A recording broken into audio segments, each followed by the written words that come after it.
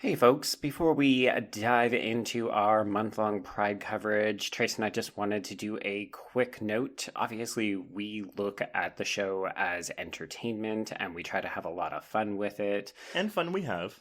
Yeah, but I think to suggest that it's also not informed by politics would be irresponsible. And given the current state of affairs in the world, I think we also need to take just this moment to acknowledge the fact that we are publicly pronouncing that, yes, of course, Horror Queers publicly stands with Black Lives Matter. Absolutely. So one of the things that we did want to do was acknowledge that everybody should be taking a stand in this in the way that they feel most comfortable with. And that's particularly given that, we do have a lot of white listeners, and this is an opportunity for us to show our support. We're celebrating Pride this month, and Pride has a intricate connection to the Black community. So part of this is that we are all in this together, and it's an opportunity to raise up marginalized voices and demand change. And I saw something today that was like, I will never understand what you're going through, but I stand with you. And that's kind of the mentality I'm taking right now. Exactly. So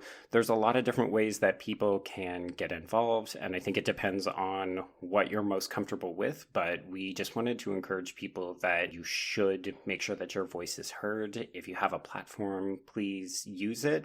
If you've got money that you can spare, seek out opportunities to support different organizations, potentially something like actblue.com, where you can donate to a bunch of different bail funds in different counties. And then, of course, there's also the opportunity for white folks to educate themselves. So if you don't feel like you have the full context or you don't completely understand the background of what's happening, we would encourage you to check out something like the blacklivesmatter.card.co, and that's card with 2 R's. It's a really great resource that's put together with all different kinds of ways to get involved with activism, educate yourself, and just become generally more informed. So we're going to continue to release the episodes as planned because we do think that people might need the diversion, they might need the entertainment, and we've got a lot of important things that we want to talk about with regard to queer lives and all of that. But this is the time to stand up and make sure that you are supporting Black Lives Matters and all of the people that have supported you over the years. I couldn't have put it any better myself, Joe. And with that, let's get on with the show. This is the Bloody Disgusting Podcast Network.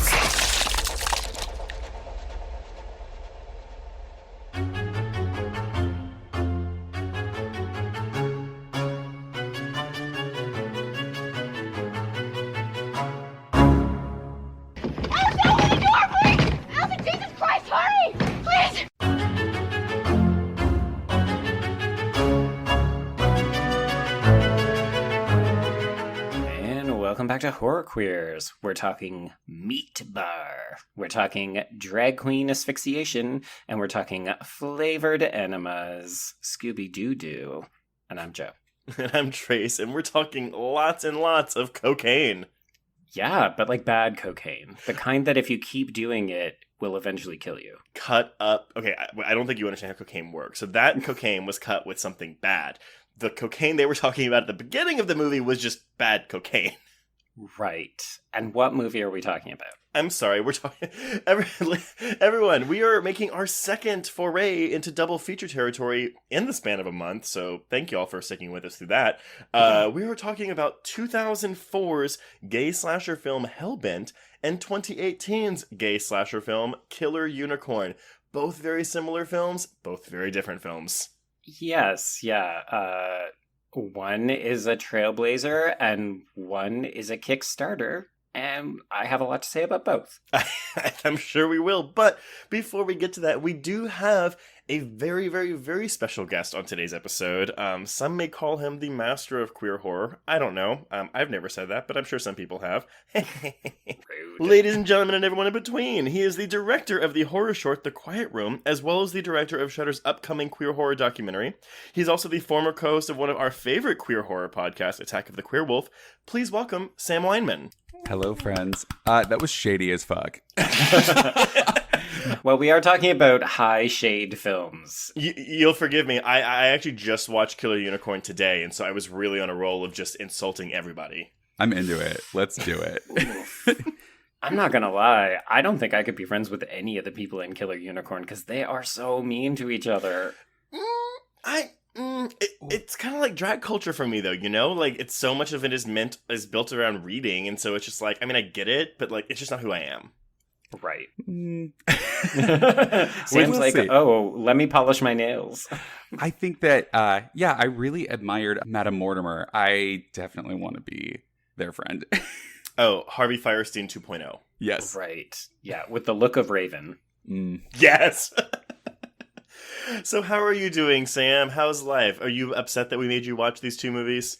No, well, first off, it's a pleasure seeing them together.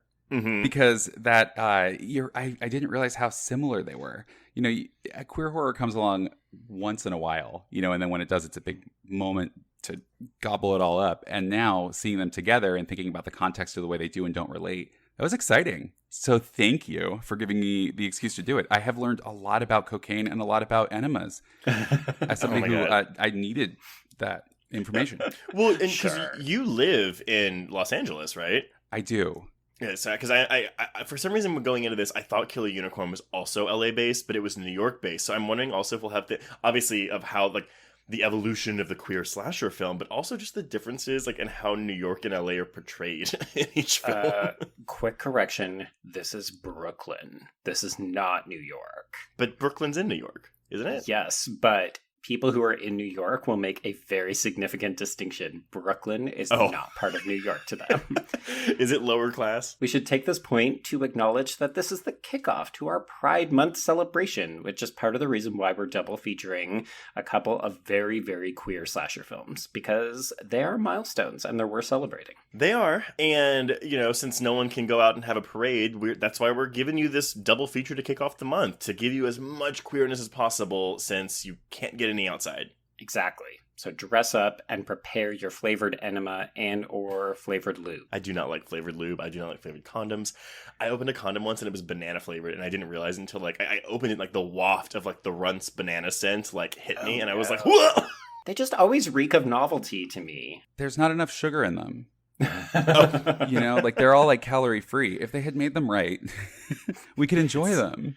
It's so gross. It's so gross. I don't understand it. But you know what? I'm not going to yuck anyone's yum. If y'all are into that shit, by all means, enjoy it. Okay, so we'll just kind of blaze right in, and we'll start with Hellbent since it came out first. I do have a bit of production because I feel like there's a lot of things to say about this movie, and I feel like complaints people might have about it might be explained by the production history. Absolutely. Director Paul Etheredge, who had no credit to his name when this film came around, he was approached in sometime in the year 2000 by some executive producers, and they basically said, "Oh, we want to do a gay horror film.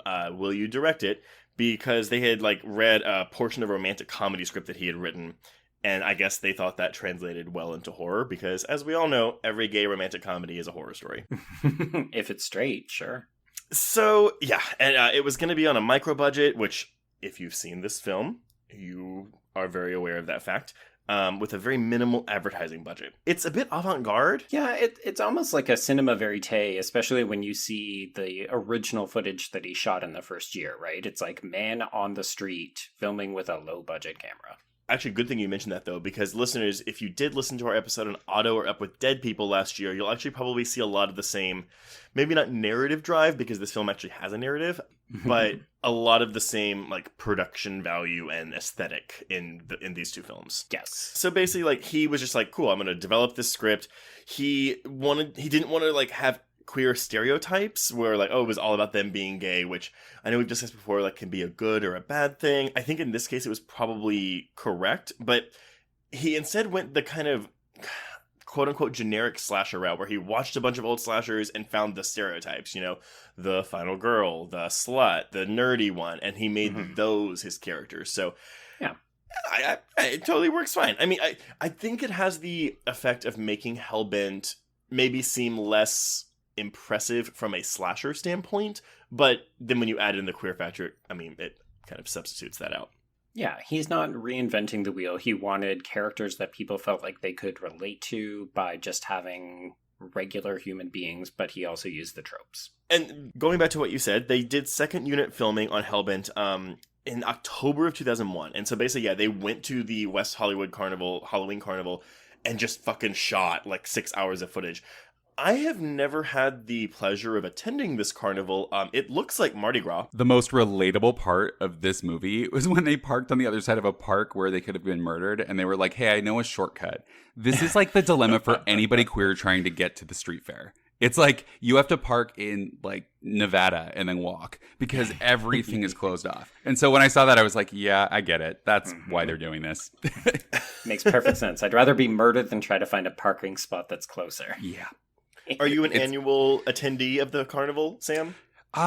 Usually, although this year I didn't, because a lot of times we have like all of the marathon horror that happens. So I'll start off there for a little bit, but then I go over to whatever like horror-thon is available. But I broke my foot this year, so I was not as mobile, so I missed it. But normally, because you can see anything there. Like one year I saw Kevin Federline have his like big premiere of his new single. And then he got booed off of stage. I mean, yes. That's history, you know, and you'll only find that at the Halloween fair. I thought you were going another direction. Like, I saw Kevin Federline with his big, and I totally thought you were just about to go like his big dick out. And I was like, oh, that's cool. Wow, yeah, that's information I didn't have before. I mean, I feel like Brittany probably likes them big. Oh, I don't think she's a size queen. Let's not besmirch the name of Brittany like that. The thing about the street or the carnival in general, though, is that it's so straight. So it's like because it draws such a big crowd, you really are seeing more straight people in one place than anywhere else. So it is very queer in being acceptable, but it is a big pile of people. Well, you'll have to educate us on this. I've only been to LA once, and it was literally for a 24-hour period. But West Hollywood, I mean, that is like the gay area of Los Angeles, right? Well, there's two. So, well, there are more than two, but there are two main ones. There's West Hollywood being kind of like the more, like, I don't know. It's what you'd expect, right?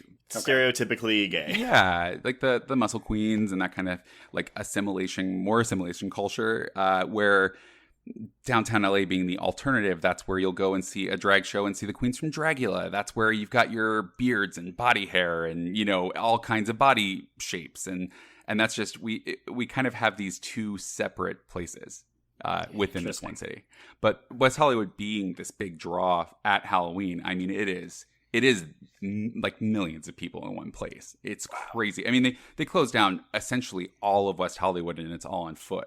And it's just, you can't move.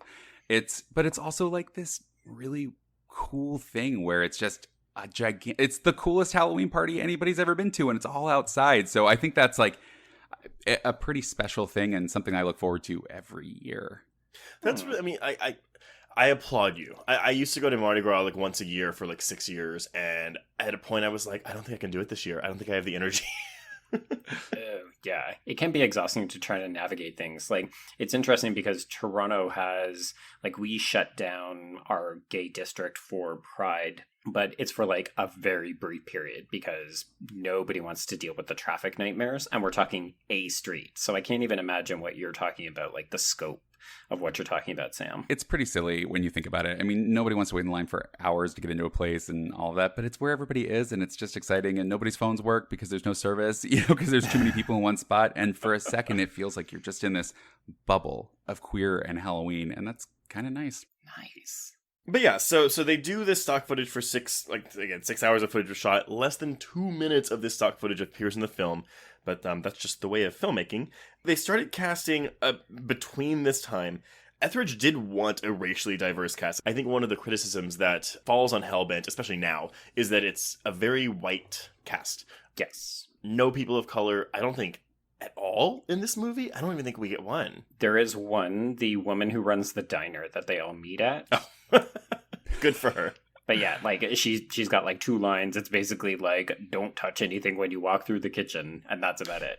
But I think this is where we're going to get into the differences between the two films, because Killer Unicorn obviously does have a very racially diverse cast. But apparently the reason, because he couldn't get anyone to come in, like any people of, because Eddie was the lead character was originally meant to be Latino, and he could not get any people of color to come in and audition for this film. Which is so crazy, right? Like, we're talking about a film that's barely 16 years old. Like, I know for a lot of people that's oh my god, that's so long ago, but it's striking to think that films that were made in the 2000s were having difficulty attracting racially diverse casts because of queer content. It's interesting, though, because that's what I remember about 2000s gay films. It was just that they were so white and so hypermasculine, and yes. it didn't surprise me when I showed up to the theater that that's what I saw. I thought at the time, I just thought I was seeing something that was a reflection of what was happening in film. Yeah, and I mean, you're not wrong. Like, if you look at the queer content that was coming out around this time, like, I mean, I shudder to think about going back to, like, Dante's Cove and thinking about what that looks like. It's also quite white and quite beefy Jack guys. But don't you think, though, that, okay, and I am a white cisgender gay man, but I also wonder if, I mean, the reason they couldn't get people of color to come in is because at the time, and I mean, honestly, still even now, like, people of color, it's like, oh, you're not white? Okay, that's one, like, mark against you in your future career. And, oh, you're also going to get pigeonholed playing a gay character in a gay horror movie. So it's like, I imagine there were a lot of agents advising their clients of color to not do this film. Or even just future leading men. Like, do you want to be in this gay horror film, or do you want to hold out and maybe you can get some low budget romantic comedy? I mean, this isn't even a problem that's that old, though.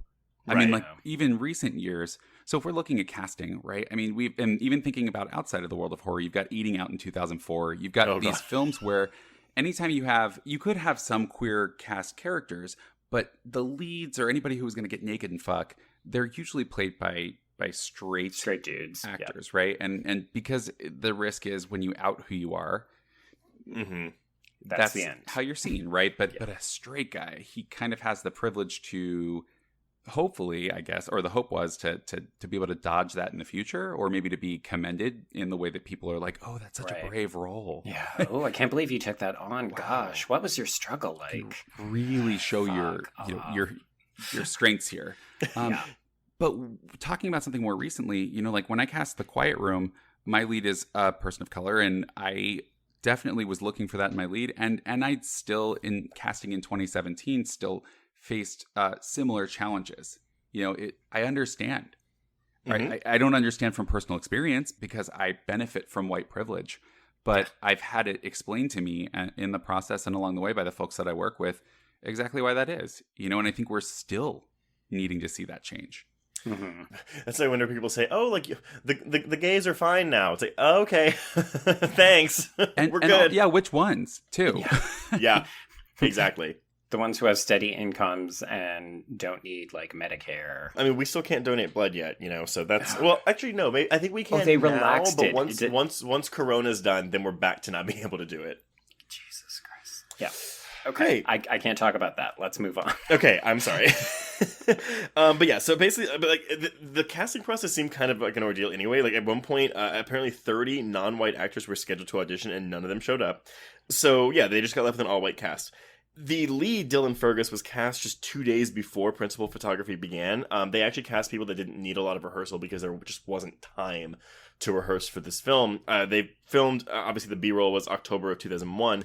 Then they filmed the movie itself in October of 2002. And this was a protracted shooting schedule, right? Like on again, off again kind of deal? Yeah, and I think they actually shot the B-roll before they even had a script. Like they had a concept, but they didn't have like a full idea of what the film was going to be. They just knew it was going to be, a gay slasher that's set with the WeHo Hollywood Carnival as a backdrop.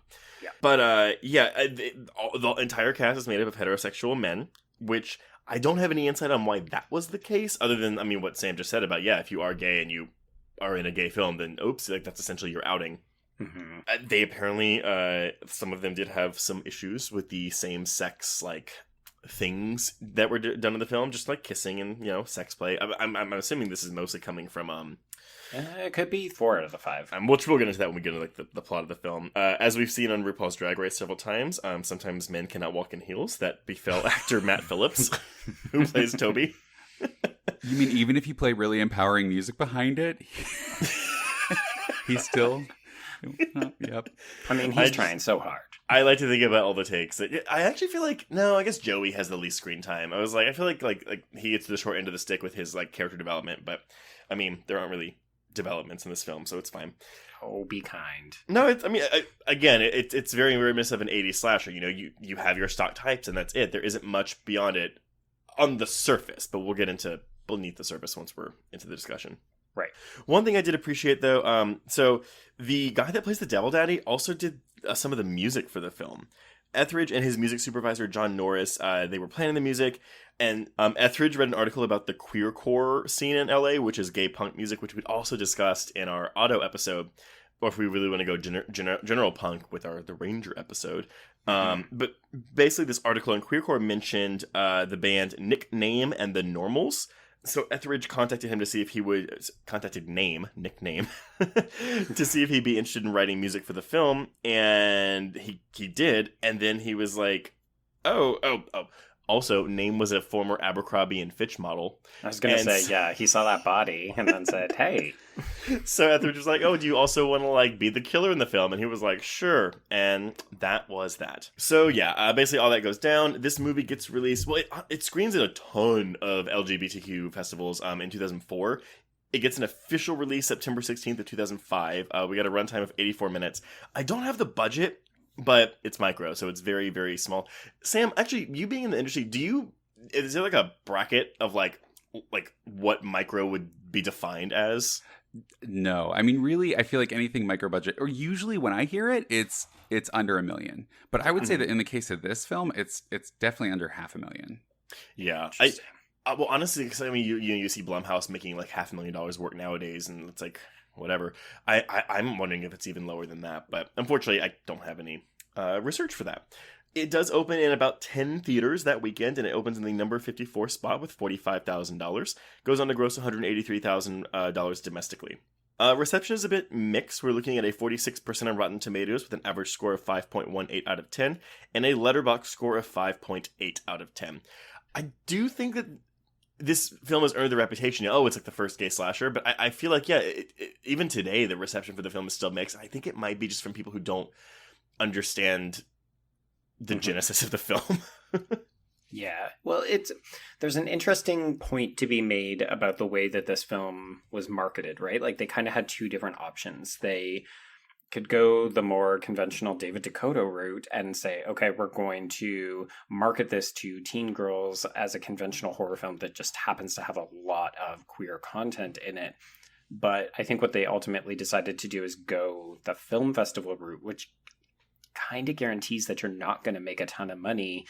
And I feel like a lot of people end up discovering this film on like the equivalent of VOD back in 2005. Like, I have the TLA DVD from back in the day because I went into, my queer porno shop and was like, I'm just looking for a movie that's not porn. So you weren't looking for The Hole? I have watched The Hole and I fucking love it. Trace, if you haven't seen The Hole, you should definitely check it out because it's basically The Ring, only it's a porno. 7 days and you're gay. Yeah. Oh my god, I love that, and I will seek that out. But I was actually saying I was going back to Sam with Eating Out because I totally sought out all those fucking Eating Out movies because I was like, oh, there's penis in these, and it's like, and Brent Corrigan. I didn't have. I mean, I had access to porn growing up, but it was like AOL dial-up internet, and so like it was like a picture that you had to wait to like load on your screen. I couldn't just watch a bunch of videos. Yeah, I think it's important to address that, how different we accessed images of men at that time. So, like you mentioned that Devil Daddy was in an Abercrombie, he was an Abercrombie and Fitch model. Mm-hmm. That was porn. So if you got the Abercrombie and Fitch catalog, which PS sold out everywhere, every quarter it was released, that was something because it was like softcore images of like, or homoerotic images of half naked men like playing with footballs. But that was fucking porn, right? Oh. Absolutely. I mean, I masturbated to many of those things. And so while Eating Out was something that we could get at the video store, it was something we could get at the video store that had dick. And that was a big deal. Yeah. Yeah. I agree. I mean, that's why that line from Scream that Tatum says, like, if you pause it just right, you can see his penis. I was like, oh, Tatum, you are speaking for all the gay men where you're just like, like half the time you're spending looking at these terrible semi-softcore gay movies, just looking for dick, looking for abs, looking for like a hint of butt. It's, oh my God. Pride Month and thirstiness. The struggle is real. Which I'm going to say commend this movie for not, There is a sex scene, but it's not like something you would have seen in Eating Out, or, I mean, dare I even say another gay movie at the time. Mm-hmm. Yeah. But it's also more explicitly queer than some of those David Dakota films, which granted are very queer, but it's more like homoeroticism than it is outright queerness. Yes. 100%. Yeah. And that's actually one of the reasons why I really like Hellbent, is because it could have gone really trashy and it could have just caved. Like, there was a reason that I was really ashamed to watch a lot of queer cinema when I was in the process of coming out and just kind of fresh on the scene, because a lot of the films basically just say, okay, we're either going to go super straight lace and it's going to be period drama and one of these people is going to turn to drugs and die of AIDS, or it's Eating Out and it's basically so trashy, there's no plot, and it's basically just, people fucking. And I commend Hellbent for trying to come in somewhere in the middle of that. Like, this is a legitimate horror film that just happens to be all queer men, and they want to do a little bit of drugs and they want to fuck. So I remember seeing this film in theaters because I had to drive all the way to LA to do it, and I was in Orange County at the time, and that felt like a really big deal. And Traffic. I was just so got like my friends loaded up somebody else's car because I didn't have one, and then I'm sitting in an audience with maybe 4 other people, and we're watching this thing, and I remember just the hype around it was so much that having wanted to have seen myself on the screen so very badly for so long, it was a really challenging thing to go into that film with an open mind, because the production value is different than that of a straight film. And we're coming out barely a year after Seed of Chucky. And that was such an overt, or to me felt so overtly queer in other ways, that to go and transition into this, I remember feeling disappointed. Now, that's not my feeling today, but at the time I wanted something else. And I didn't get that when I was in the audience. And I sympathize with the collective disappointment at the time. But I would also say I didn't have examples of queer community. I didn't really have queer friends. Like, I really did just have the people around me. And when I saw this movie, which is so heavily weighted in queer friendship, and those themes are so strong. And honestly, I think so well written as far as the friend connections go. It was just something that I couldn't relate to.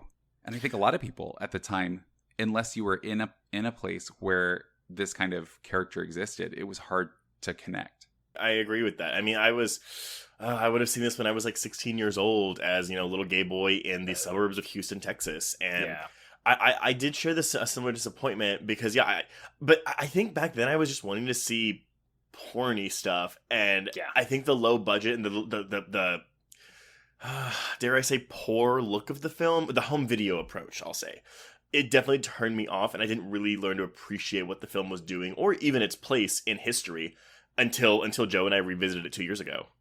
Yeah. I think a lot of people go into this with unfair expectations about how it should look, what it should be addressing. And I think the context is really significant and important. And I really feel like we don't give Paul Etheredge enough credit for making a much better film than probably he was even expected to. Like, I imagine they commissioned him to make this so that they could cash in on some kind of craze and make a quick buck, and he produces a legitimately watchable film with compelling friendship-driven characters. Paul didn't have to make this movie. Like, I think the expectation was something different, and he really, I think he did a lot with very little.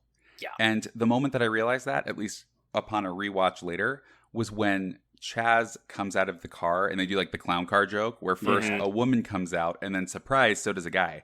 And it's bisexual visibility that didn't exist at that time, even in my opinion, even in films that we were seeing like Eating Out. It was always a gay guy or a straight guy, and then you would try and fuck the straight guy. And then it was like this whole weird, like, could you turn him thing? But it was never like, hey, here's some legitimate bisexual visibility. Here's a character who can enjoy both, and we can enjoy him. Oh, well, I mean, Sam, didn't you know bisexuality doesn't exist? It's just a stepping stone to being gay. Oh, right. And I think we don't give Paul, that's something that I haven't seen Paul get credit for, which is like, that's kick ass. And in 2004, fuck yeah.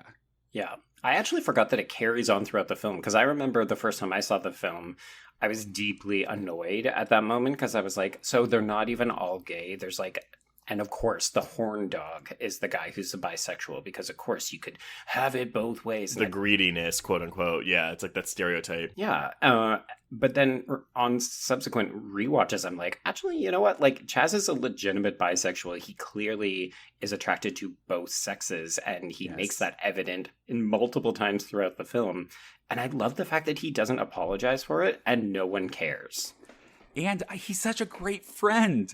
Yeah, he is. Like, he's in that bathroom scene with Joey, and he's talking to him. And earlier, even just some of the most realistic dialogue, I feel like comes from Chaz. Like at the diner, when he reaches across the table and he's like, "Kiss me," you know, and he's making Toby really uncomfortable. But it's like, I feel like that's me and my friends. I relate to that. That diner scene, it plays. Honestly, I was like, "Holy shit! This reminds me of Midnight Kiss." Well, no, I was gonna say that too.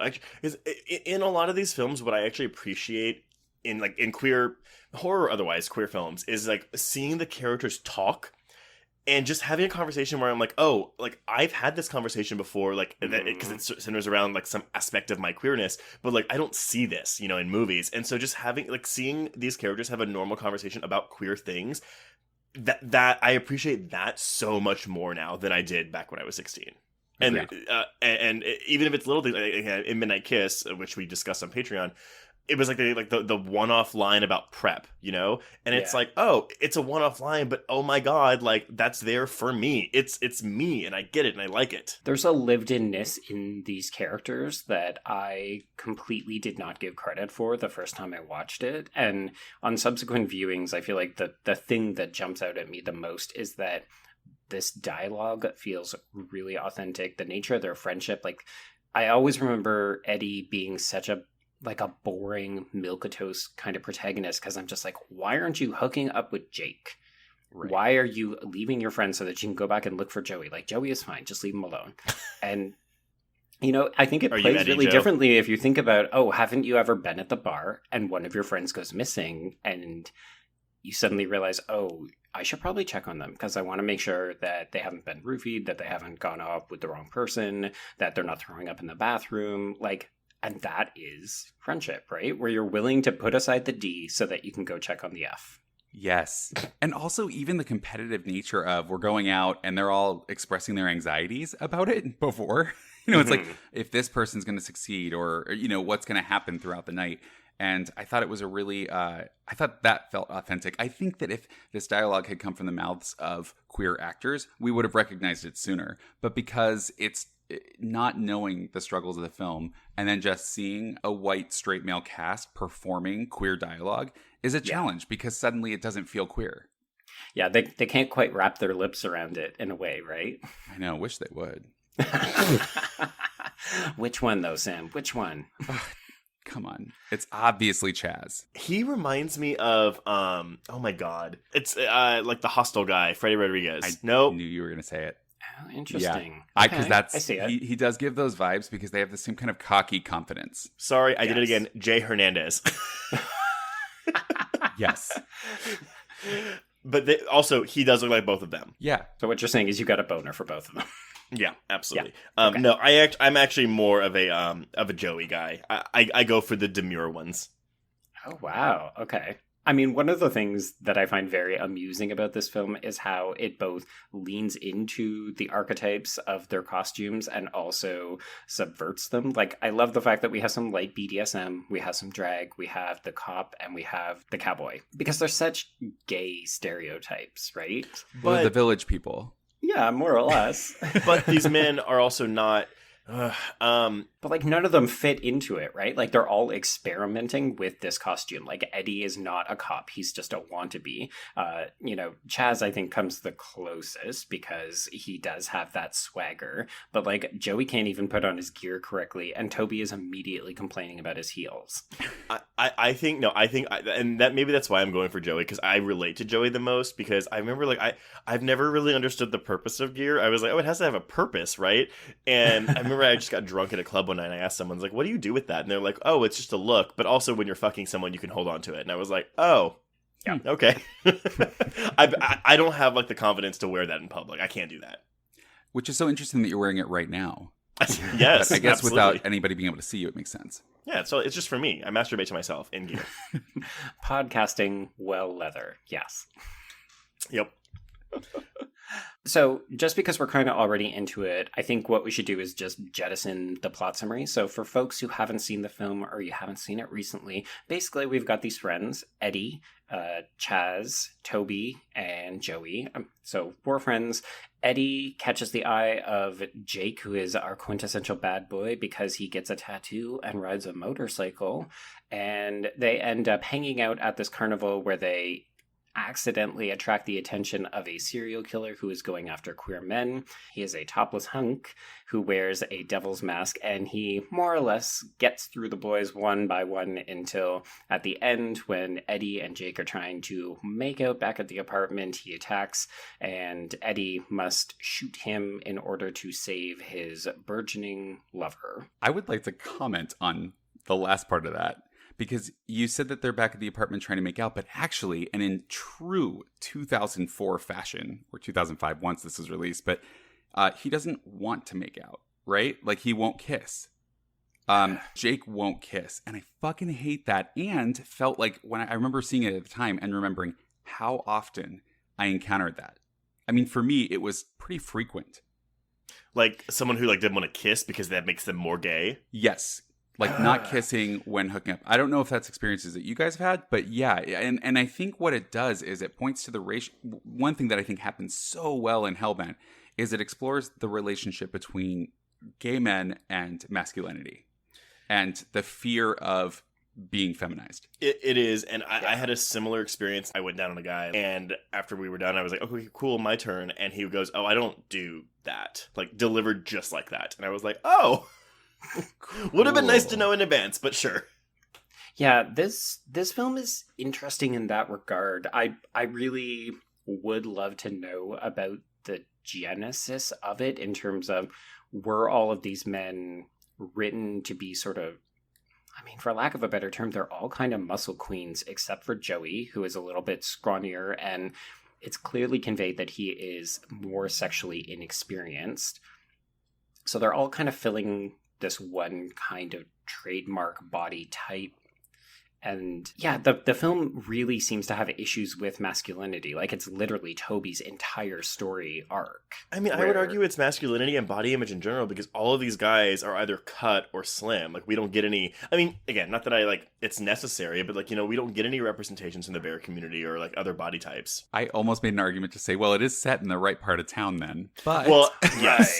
That doesn't excuse it, but just tea. You know? No, there is very much a stereotype about, like, specifically the West Hollywood gay scene. It's like, oh, if you don't look like Chaz, basically, like, you're not gonna fit in. Well, I was gonna make a joke earlier, and it kind of seemed in poor taste, but I'll not make the joke, but say the comment now, which is that this film heavily contributed to my body dysmorphia, because, as I mentioned, it was around the time that I was coming out.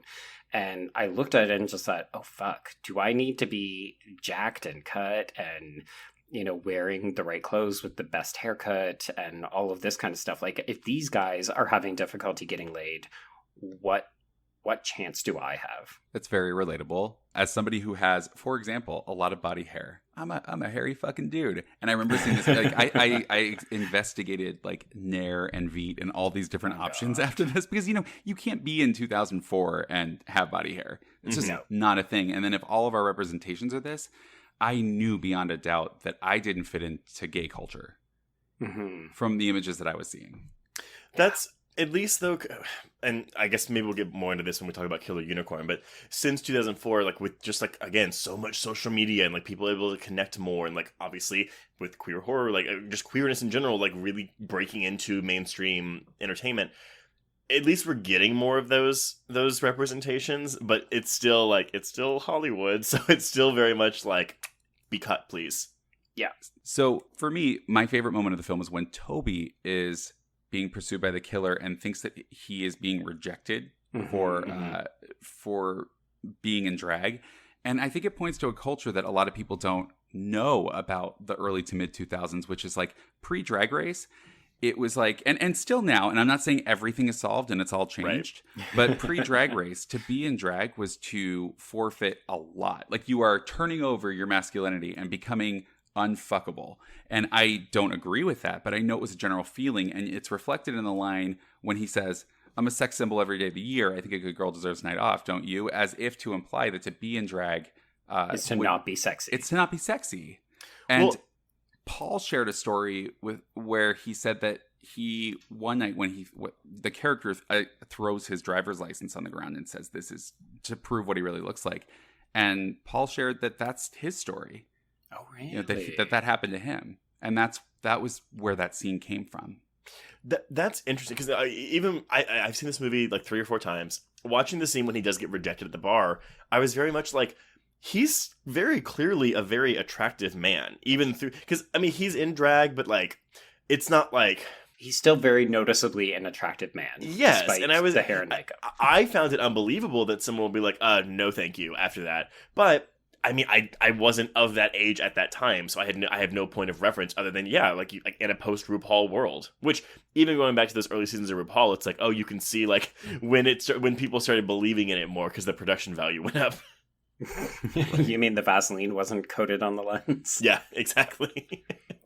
I feel the same way as both of you, because Trace, I was having the same issues where I was like, he's clearly a very attractive man, and it also kind of seemed like he was doing this to give himself that night off, not in the way that you're saying, Sam, that he wanted to be unfuckable, but that he just didn't want to be that sex symbol that we see plastered on the big billboard that he poses in front of. But the film can't help but make that conflation, right? Which is that if you're dressing in drag, it's not just that you're no longer a male sex symbol, but also that you have given away elements of your masculinity that basically renders you invisible as well. Like, Toby spends the majority of this film by himself or being ditched by his friends because he has no romantic interest. He is not looking after anybody else. He's just getting fucking drunk in this movie because he's disappeared from public view. And if we're looking at the timeline of queer horror, this comes out after Seed of Chucky, which wasn't very successful. And what does Seed of Chucky explore? But an in-your-face, gender indeterminate individual. Well, that's a movie too, though, where like, I mean, that movie was hated upon when it came out, and to an extent, like, I think a lot of the horror community still does not like it. But now, when you go, I say that as someone who actually has come around on the film a lot. But I think now, though, once people got what Mancini was trying to do with like the gender identity, people were like, oh, you know, maybe the humor doesn't all work for me, but like, I appreciate the effort. I think that the root to homophobia is misogyny, and these films highlight that, and that makes people uncomfortable. And when we look at the way that gender is explored in Hellbent, people hate women or seeing those and so if you are already struggling to be noticed and seen and desired, to have those traits give you away, or to have those traits that would make you considered less than. I mean, I remember seeing in Grindr profiles at the time, or not Grindr, because what was it at that time? Craigslist? I mean, it's like 04. But it's just like, if I wanted to be with a woman, I'd be with one. You know, I want a man. That kind of language permeated culture. And I think that Hellbent captures it perfectly. Yeah, I mean, the femphobia is obviously still prevalent today, and it's really sickening.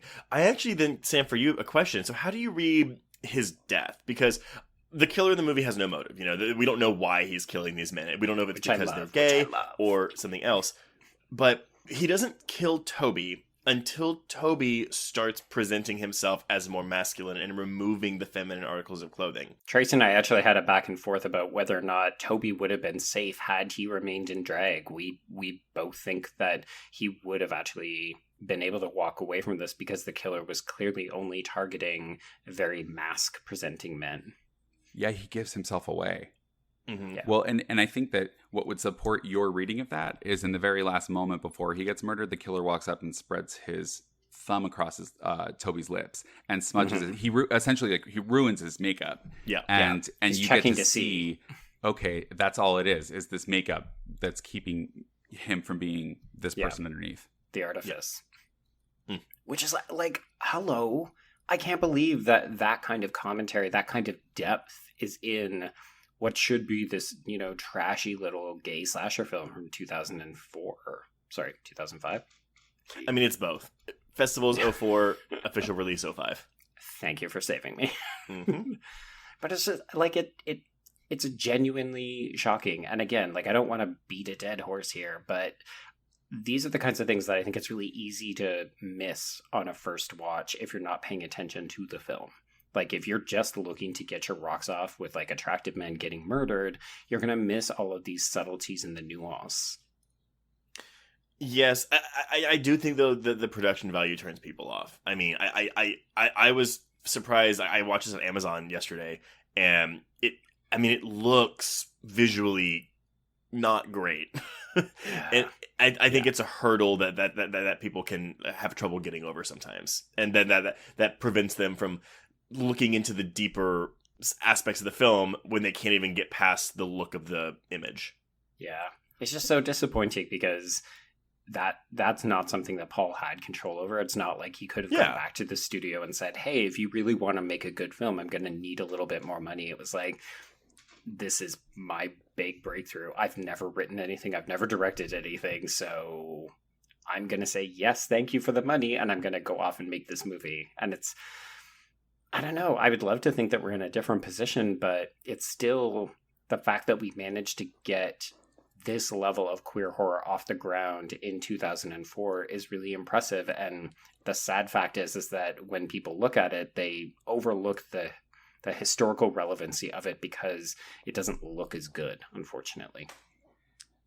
I think it's a challenge we still face with queer horror just because we're not being given budgets that are proportionally in line with what else is happening, even in a micro budget. Like we're talking Kickstarters are getting things off the ground. Or even if you look at something like Midnight Kiss, which is essentially an episode of TV, it's not actually a film, right?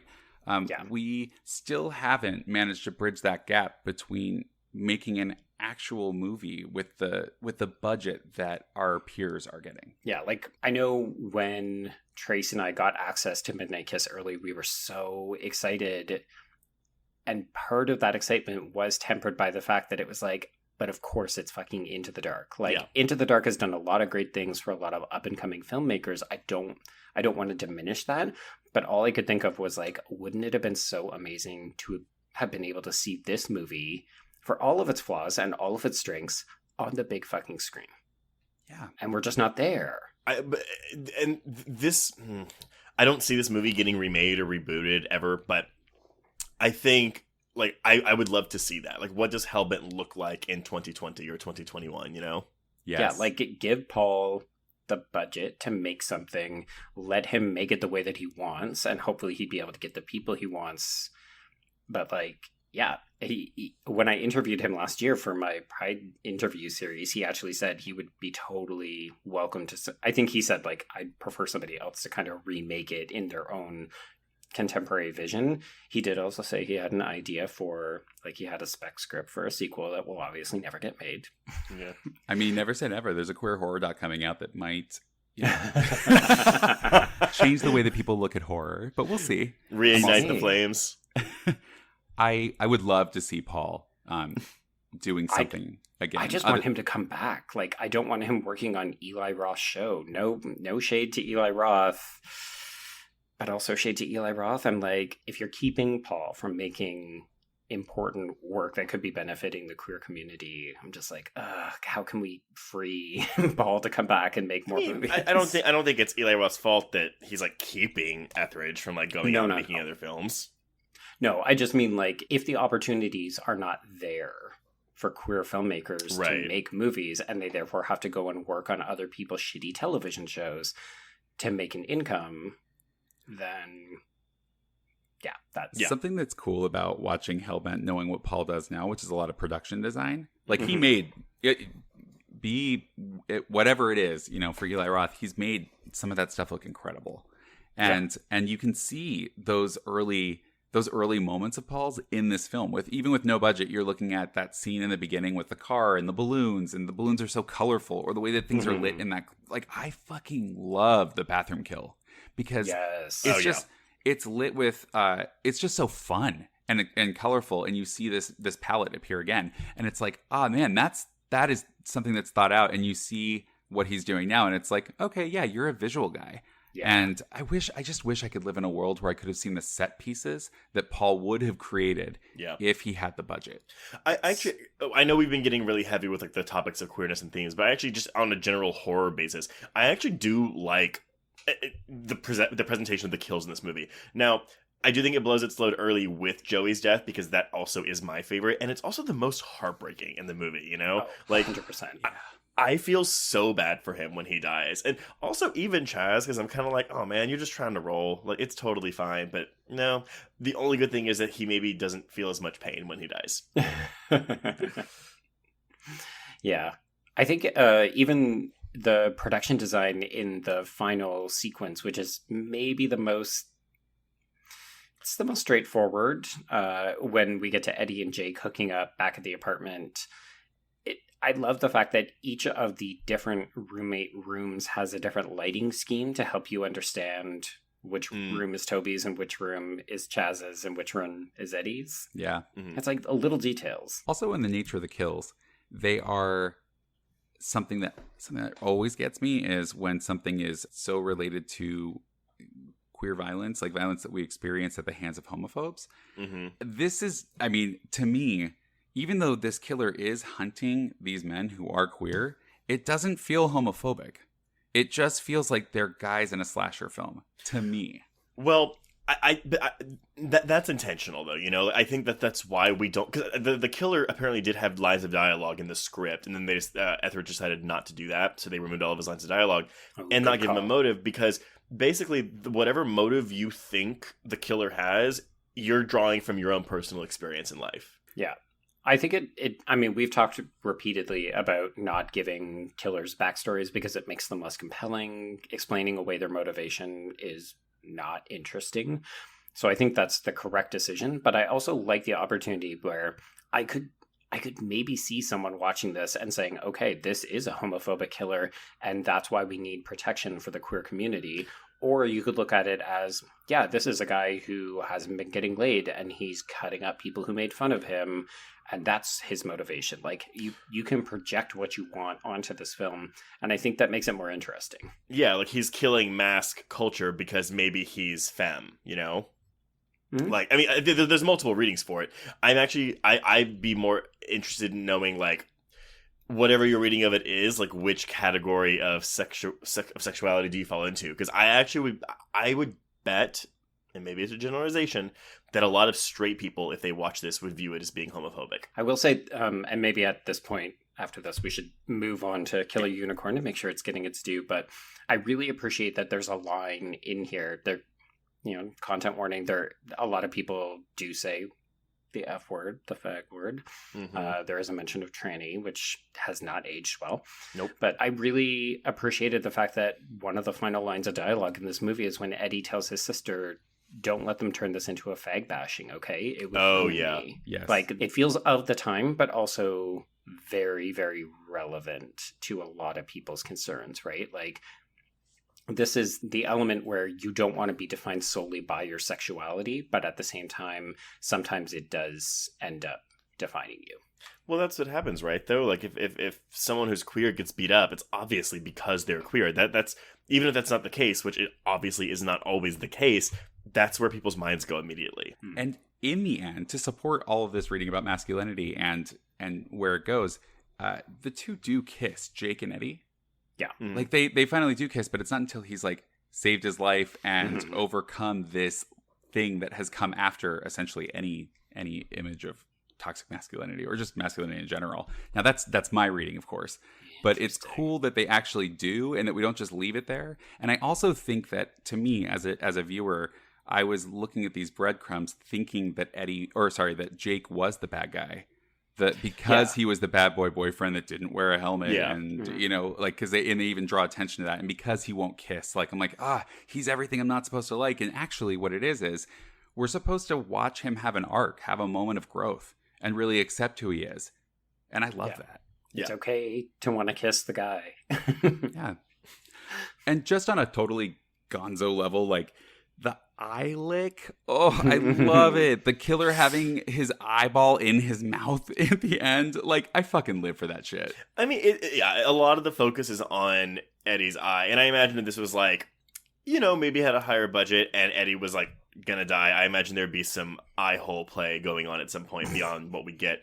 But yeah, it's great. And honestly, it's a great way to close out the movie, like just that smile with the eye in his mouth. It's just so deliciously creepy, and it's a good way to it's a good note to end the movie on. I mean, yes. I wish we would have gotten that sequel, but sure. Did y'all clock the reference in Scary Movie 4? No. So, like, Cindy has a scene in Saw, like, it's like a Saw spinoff or spoof, and so she kind of has to pull she's supposed to cut her eye out, and they almost match, like, a reverse of that iconic moment where the sickle comes at Eddie's eye. Mm-hmm. And it's that with a scalpel from a profile. And then she pulls her eye out and it's a glass eye. Now, I mean, it maybe it's a coincidence, but that movie was 2006 and this was in the culture. That had just happened and they were imitating everything from 2005. Oh, I believe it. I mean, the Scary Movie movies have their ups and downs, but I don't, those people know their horror movies. Like, they were clearly watching movies of the time. So I would totally buy that could potentially be a Hellbent reference. And I remember being in the audience seeing it and going, wait, does that mean we're part of this? And Simon Rex was clearly invested in the queer culture since he was making jerk-off videos at the time. You know what? So. I think our goal, we had another gay movie back then in the mid-2000s. It should be another queer horror movie. That should be the goal. Horror. Yes. So are you suggesting that our second feature, Killer Unicorn, is not that film trace? Man. Okay, yeah. Well, let's just move on to this. Okay. So we're looking at Killer Unicorn now, which was released on June 14th, 2019 by Indican Pictures.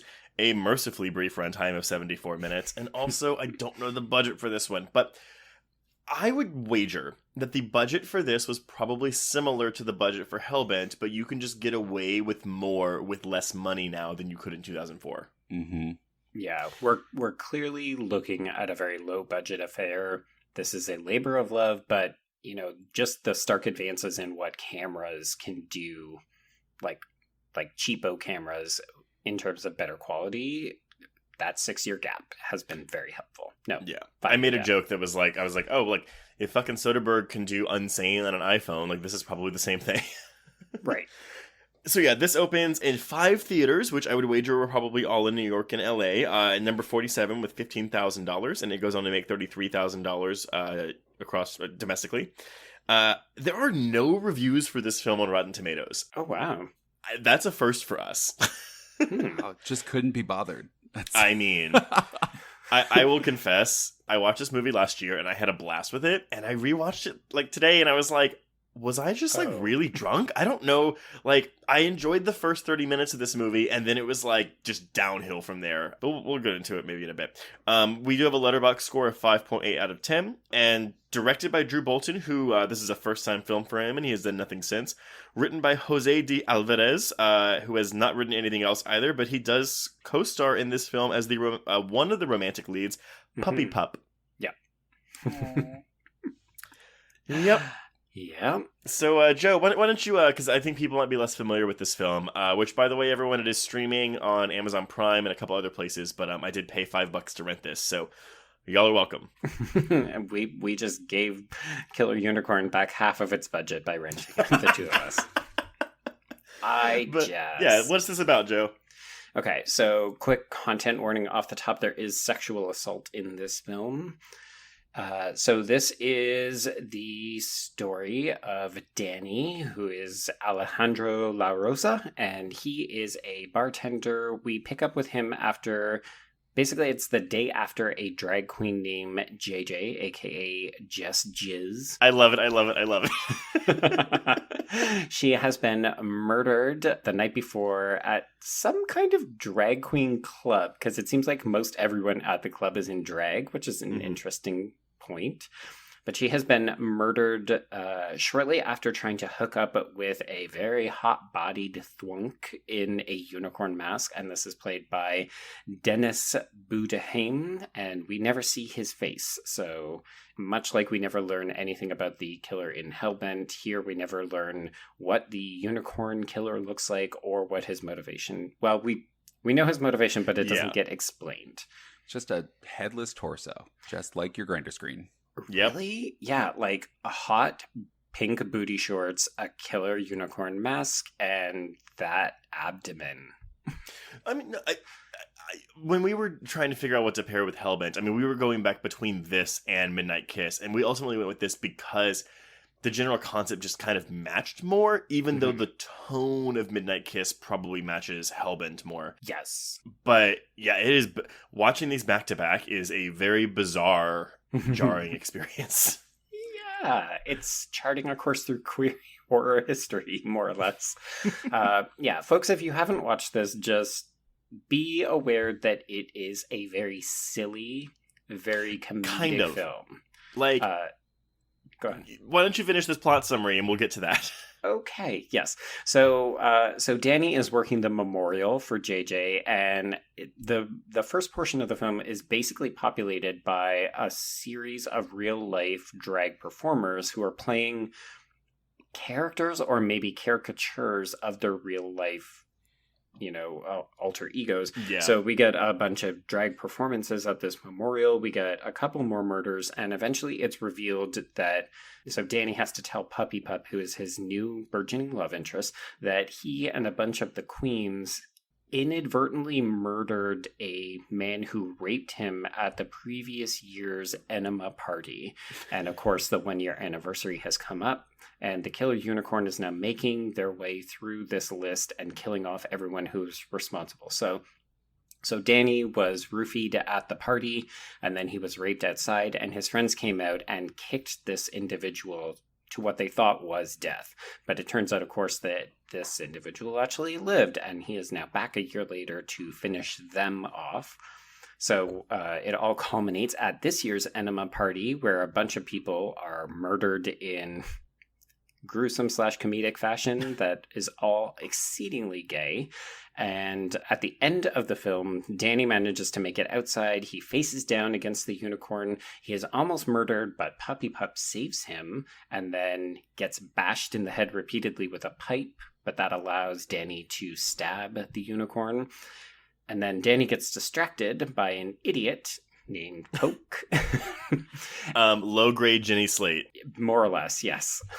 So Danny is then, while he is distracted, he is stabbed by the unicorn, who is not dead, at which point a magnanimous character named Madame Mortimer shows up and axes the unicorn to death, makes a quip about Jamie Lee Curtis, and the film ends. And also requests a bump of cocaine. Yes. So copious drug use, copious talk about enemas, flavored enemas, which I am interested to know if those are a real thing. And a lot of character / caricatures, because this film doesn't spend a lot of time developing these people into real people. It's more content to just let them loose. So the film that this movie reminded me of the most was actually also a film we've covered on our articles, Joe. It was Ticked Off Trannies with Knives. Yes. The minute that you said that was a similar tone and feel, it was like, yeah, 100% confirmation. And it's like also a sexual assault, abuse, blah, blah, blah. Mm-hmm. I would argue that because TikTok Trannies takes a grindhouse aesthetic, it works better for that film than it does for this one. Because the moment that this film loses me, honestly, is with the introduction of the rape scene. Not just because it's rape, but because it doesn't juggle these tones very well. Like you're right, it is a very silly movie, and I laughed at a lot of these jokes. But then, like, honestly, anything to do with Danny, it felt like it was an entirely different film for me. Yeah, that rape scene honestly comes out of nowhere, and it's a serious sexual assault. Like, but the problem is that Killer Unicorn is, unfortunately, one of many, many textual properties that does not want to do the work of addressing what that means. Like, unfortunately, there is a certain amount of sexual assault within the queer community, so it's like the film is actually doing an interesting job of reflecting trends and realities within the community. So there's copious drug use, there's flighty characters who would rather get laid than look out for their friends, but they also form a certain amount of community. But then you've got this rape scene that's supposed to anchor the entire film, but the filmmakers don't want to do any work with that. Like, people don't take it seriously, sometimes even Danny himself.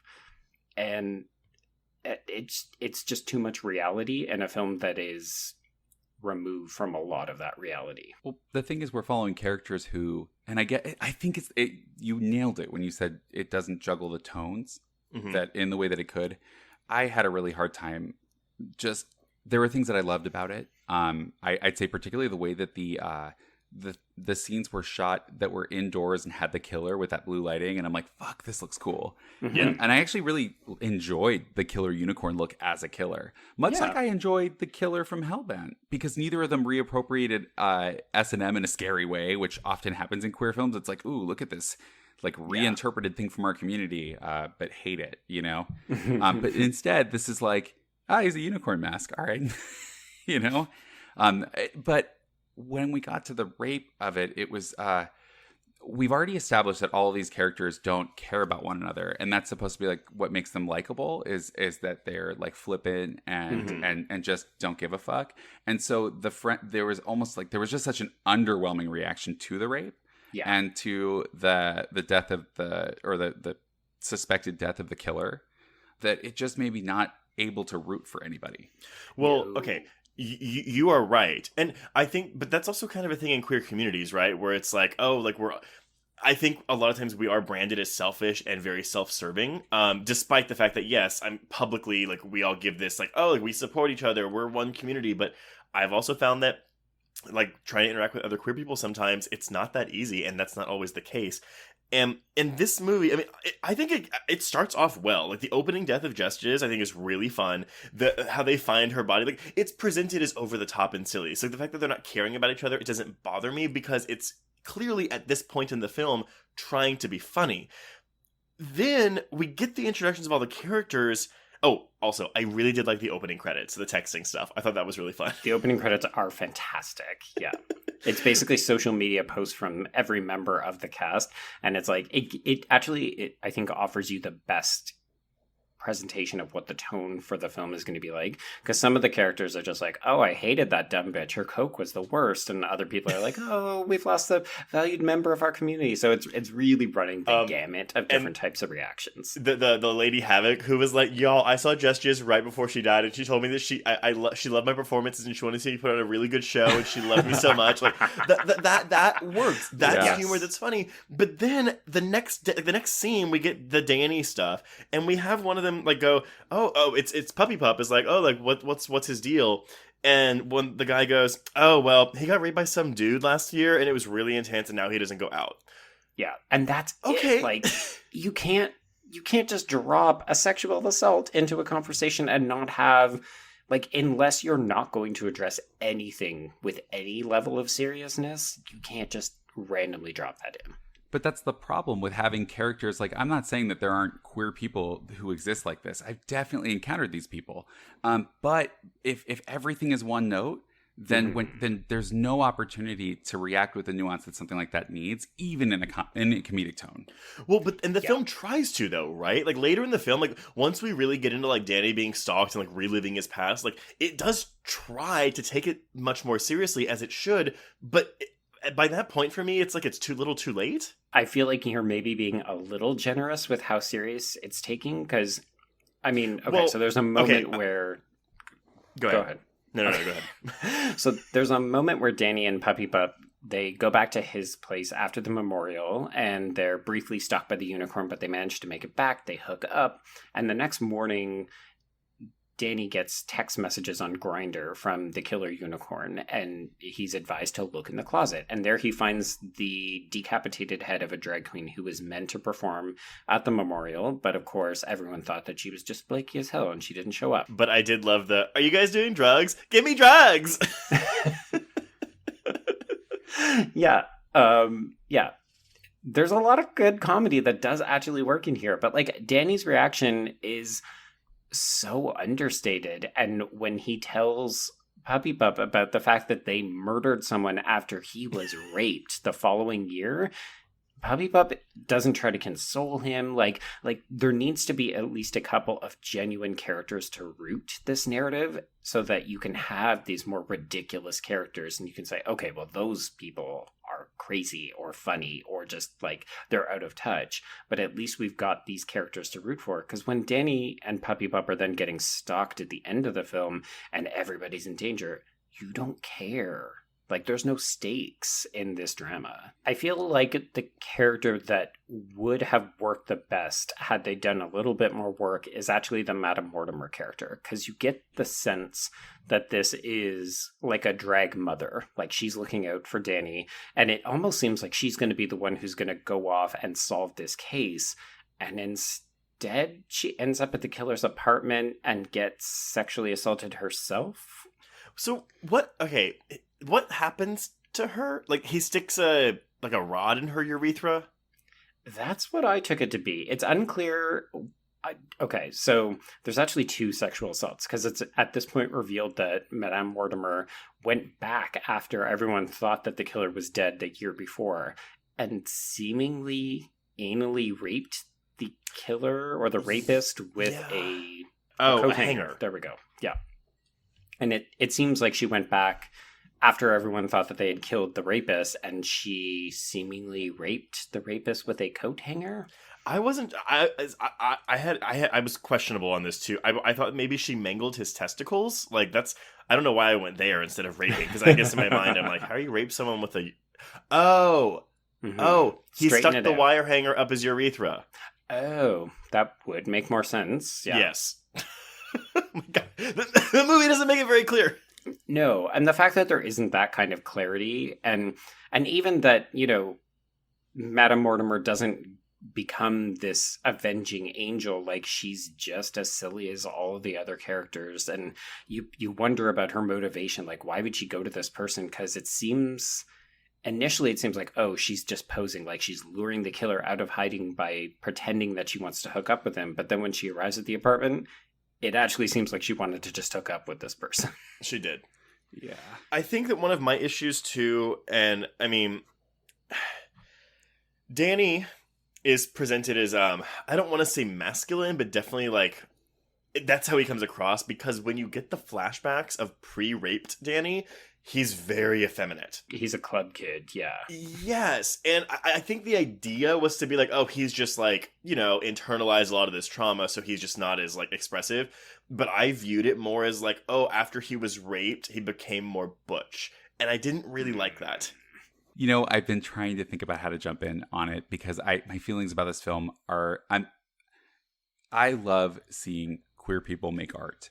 And something about this film that I could feel in every scene was that it was a bunch of friends getting together and making something they were excited about. You can, and it's so often in queer representation, we don't get to see actual queer actors doing the work. But in this movie, we see queer actors in a queer space doing the shit that we do. And that part reads as very authentic. But in a lot of ways, we have the like equal and opposite to Hellbent, where Hellbent, we have this dialogue about community and friendship, and we do have comedy, but it's kind of muddled when it goes through the mouths of straight actors.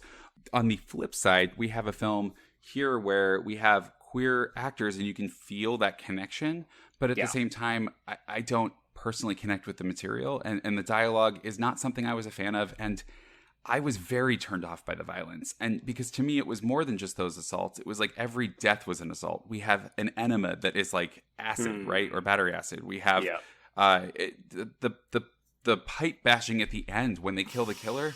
My God, guys. I mean, and I'm somebody who, like, I can tolerate a lot. I fucking love horror.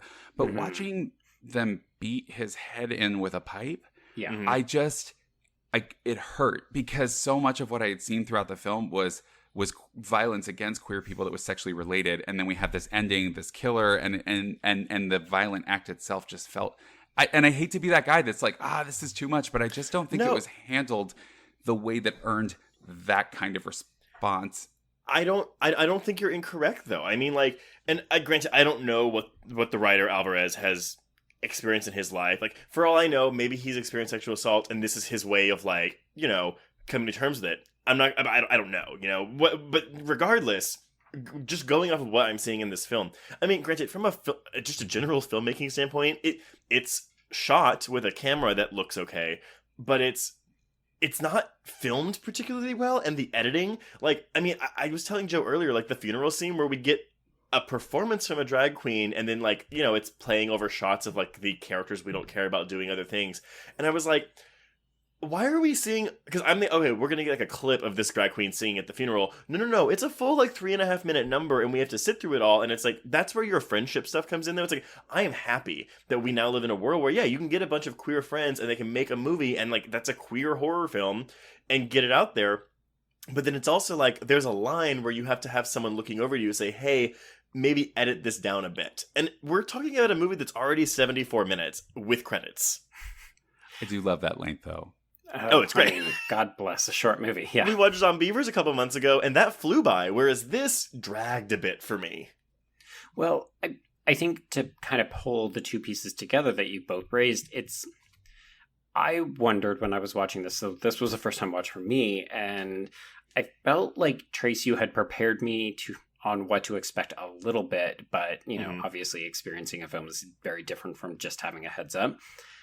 But I couldn't figure out who the audience for this was, because I felt like it's so queer that it can't possibly be for straight audiences. Like, I'm super interested to hear from our straight listeners about what they thought of this film, because it is messy.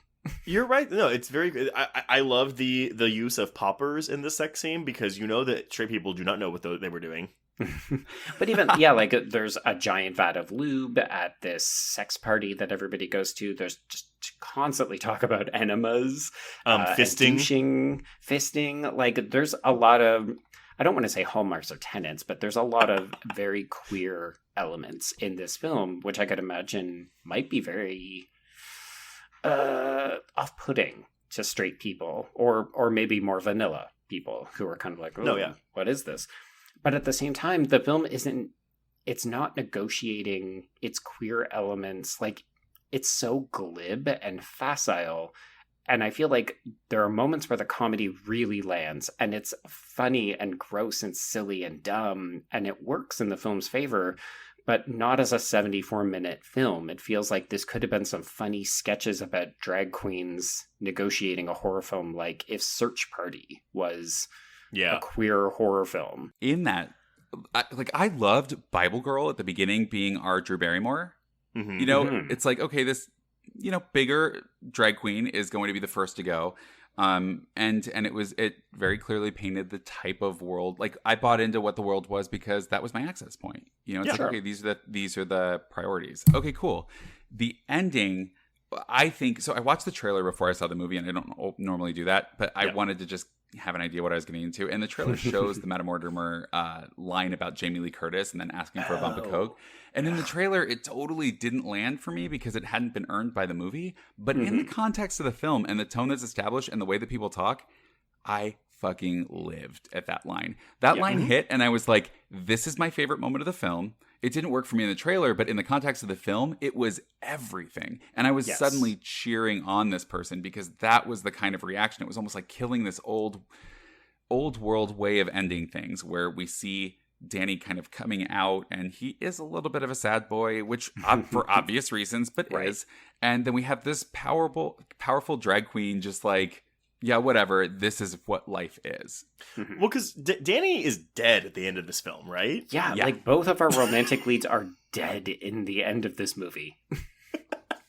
Which, again, is like, that's a pretty brazen choice. I actually, so, because this is the antithesis of Hellbent, though, right? Like, whereas Hellbent kind of, I don't want to say played down the queerness, but it's, compared to this, queer light, whereas this is like going into a lot of the, as you said, like the extremes of queer, specifically gay and drag culture. Obviously there's stereotypes. Oh, cocaine is the gay drug. Gays love to fist, gays love poppers. But it also felt a bit extreme, and But that's the point, right? So like I feel like the film is trying to do this, but then I'm also like, but I feel like it's also like reinforcing these stereotypes, and not in a way that I don't know how to feel about. I don't know what I think of this movie, because I don't think this movie knows what it's trying to do.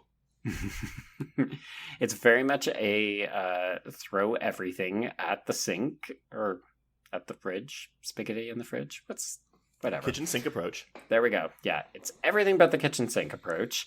And I think the problem is that sometimes when it works, it really works, right? Like it really captures a certain zeitgeist. And, yeah, like some of these jokes are great. Some of these lines are great. Some of these characters are even really memorable. And I like the idea that this is a real drag persona. Like if I went to Brooklyn and I went to a club, I might see Madame Mortimer. That would be really fun. Yeah. I think the problem is that it's all of these unique elements are butting up All of these unique elements are really butting up against traditional notions of narrative and characterization. And the film is trying to play it both ways, right? Like it's trying to be rude and loud and queer. And in those ways, it's mostly succeeding. But it's also trying to be a relatively straightforward slasher film with ridiculous elements. And in that way, it's not succeeding. Yeah. I do feel like the audience for this movie are the people in it. And I don't mean that in a shady way, like the 20 people in it. I mean more like it's so specific. It reminded me of when I first saw Cruising, and I was like, oh, here's a world I don't know. Like, Cruising is not a representation of all queer culture. Cruising is such a specific representation of queer leather culture in the year that it came out, right? Yeah. And this feels like it's specifically representative of the folks who are making it. And in that way, I feel like maybe the movie did achieve what it intended to do. Just because I wasn't the audience for it doesn't mean that it didn't achieve it. It very much felt like this is what they wanted. Do you know what I mean? Yeah.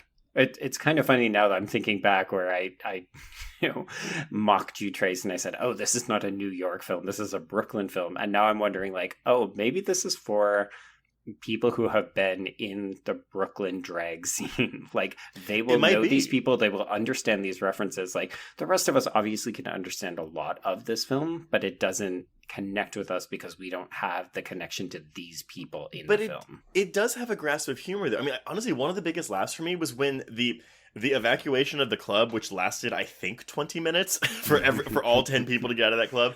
Like you see people like running around, and there's literally a part where you see a guy who's very flamboyantly running, like swinging his arms. He runs towards a wall, stops, and turns around and just runs the other way. So it's like you can just tell, like they're just running around. The director was like, "Oh, just run around. Like I can't have you leave because it has to look like people are still in the club." Like that was funny, and maybe it was unintentionally funny. I don't think it was, but like stuff like that is really fun. I just think juxtaposed up against all of this sexual assault. I mean, I was about to say I don't want to say sexual assault can't be funny, but it really can't be funny, right? I don't know. Yeah, answer that question. I wish that there was more satire in the approach to what it was saying. If you're going to do it, make a point. That's all I feel about it. Yeah. Yeah, it feels like it wants to present a certain amount of levity around the sexual assault that it doesn't earn because it's not willing to interrogate it or do that work. And then the rest of the film doesn't want to do any of that. So it just feels completely out of place. But then for me, like in the climax when it's Danny and Puppy Pup like getting chased, and like I think Puppy Pup's like about to get beaten and Danny's like, no, it could have played as, we're just overacting over the top. But what it came across as to me was a serious approach with bad acting. Yeah, like don't kill my future boyfriend. We've got a promising relationship ahead of us. That we've known each other for a day and fucked. Yeah. Can we do a little bit more comparing and contrasting of the two? I don't want to like beat this film down because I think we've addressed the fact that maybe it doesn't work for us. I had fun with like 40% of this film. But we're looking with a very like colorful, literally cast. It's way more brazen about its approaches to queerness. It's in poor taste, sometimes in good ways, sometimes in bad, in ways that Hellbent is just not. So on a level, I'm happy that we can have something that can come out like this and can get distribution somehow. for somebody. And I do feel like everything about Hellbent that makes it gay horror, this movie is queer horror. Yes. You know, it really does step out of the things that that we're told we need to be. And this movie does whatever the fuck it wants. And I think that's in its favor. And I think it also, not to try to be too grandiose about this, but it sort of proves how far we've come, not just from like what we can allow to showcase like different elements of queer lifestyles, but also the way that the medium itself has changed, right? Like, you can't make a movie like Killer Unicorn and have it be more than distributed on like a VHS tapes to your friends back in 2004. Like, this is content that people will not produce. Whereas in 2019, you can have a small budget, you can make a relatively decent looking film, and then you can release it on VOD and probably make some money off of it. Yeah, they're charging $5 on Amazon for it. Absolutely. There you go. Like, it makes me wonder what Hellbent would be if it had been made last year. Right. I'm sorry. I feel like I just keep like slamming this conversation. No. That's why we have editing, so we can cut out these moments. It's tricky for me because, I mean, Killer Unicorn is not the only film of its kind that I've seen. You know, I've seen other films like that. And again, going back to TikTok Trannies, which has its own fair share of problems, but I just still enjoy. I'm loath to say I want to see it, but I don't want to see it because I kind of like the little hole that Hellbent has made for itself in 2004. Making it today, I feel like I'd be afraid that it would turn into something like Killer Unicorn, and I don't want that to happen. Or that it's almost too old-fashioned, right? Like, Killer Unicorn feels like the younger, hipper, more drug-abusing sibling to Hellbent, right? Like, Hellbent was the good child, and then Killer Unicorn is like, oh, well, you invested all your time and energy raising Hellbent, and now I'm going to go out and do drugs and sleep with everybody and say fuck a lot. Well, I actually think the casual drug abuse, because I mean, are there really any? Is there cocaine or anything in Hellbent? Did I miss that? There's a brief moment where Chaz appears to do coke off a woman's breasts. Okay. This movie, Killer Unicorn, the first shot, I think, is someone doing coke on a table. Mm-hmm. Again, I get it. I just don't love this, I don't know, oh, look at all of us. We're all cokeheads. Or if we're not doing coke, we're doing weed. Because in the first 30 minutes of this movie, someone's either doing coke or weed at every point in time. Well, you know, for me, as watching it, that's what I meant more by, I know I feel like the people who love this movie are going to love that about it. And it reminds me in the way that, I love John Waters films because they do whatever the fuck they want. And I love I love early Greg Araki because I know I'm going to get something I'm not going to see anywhere else. And this movie is able to do that. Yeah. That said, it's just not my cup of tea. But, I'm glad that it is out there for people who it is. You know, I personally, I just don't connect with, as soon as there's that, that's just a part of the community maybe, or something that I just haven't experienced firsthand. And so it's not really an access point for me. But if that's your community and that's your world, then this would totally speak to you. And interestingly enough that you brought up John Waters, Jose D. Alvarez has mentioned that he considers this an homage to John Waters. Well, that makes sense, actually. Yeah. and there's some satire in here that does work. I mean, when we get the acid enema, which is kind of a very disturbing scene to watch. I also don't know how the acid didn't, bleed through the douche, but, whatever.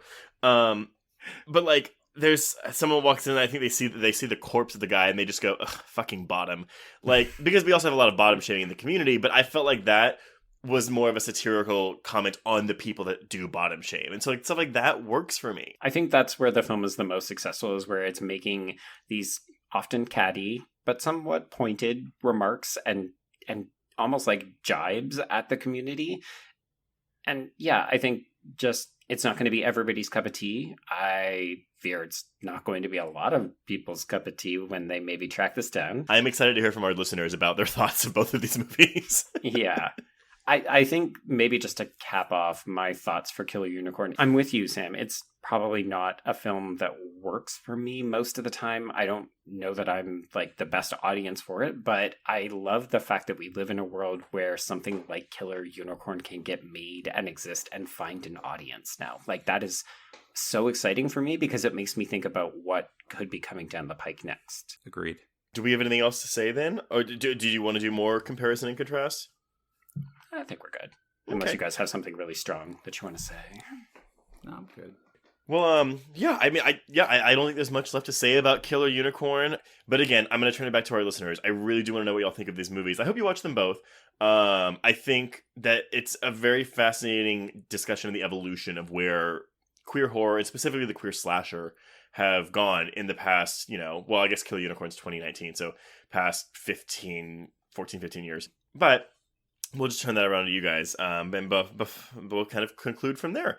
So before we announce what we're covering next week, Sam, do you have anything you want to talk about, plug, whatever? Keep an eye out for my upcoming queer horror documentary. It'll be on Shudder. It's the follow-up to Horror Noir. It's from the same producers, and yeah, it's coming soon. Can't say anymore, but we're all looking forward to it. Well, cool. Awesome. Well, we're looking forward to that. And if you'd like to contact us, you can visit our Horror Queers Facebook page or join our Horror Queers Facebook group.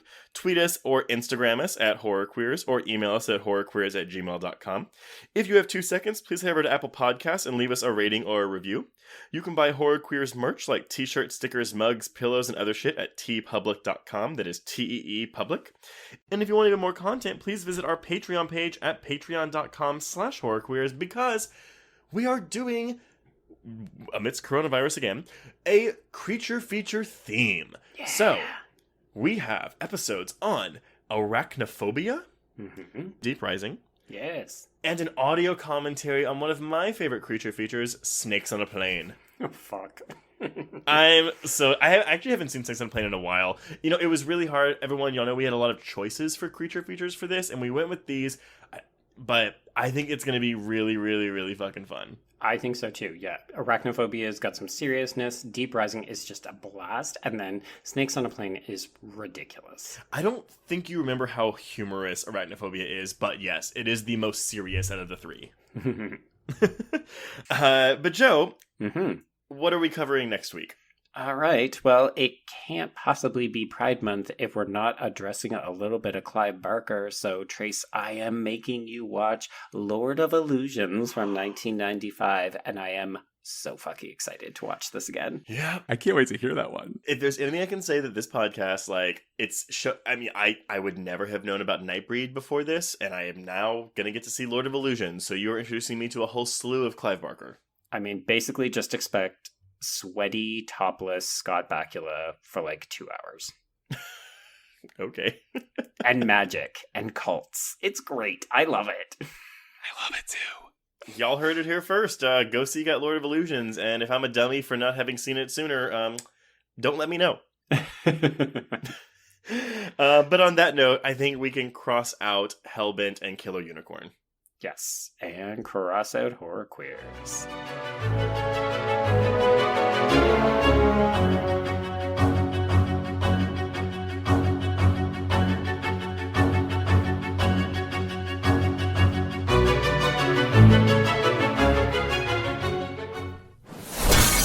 Bloody Disgusting Podcast Network, home of creepy, disturbing, and terrifying creepypastas, SCP archives, weekly full-cast storytelling, the Horror Queers, genre commentary from an LGBTQ perspective, and the Boo Crew, for horror-centric interviews. Listen free wherever you stream audio and at bloodydisgusting.com/podcasts.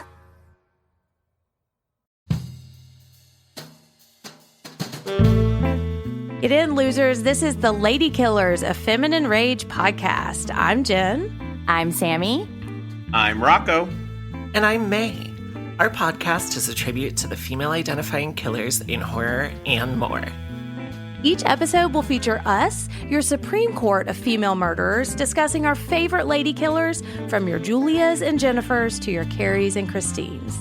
We'll tell her story, decide if it's good for her horror, and answer the most important question of all. Would we die for her?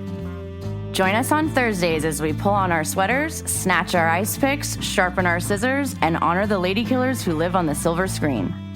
No boys were harmed in the making of this podcast. Yet.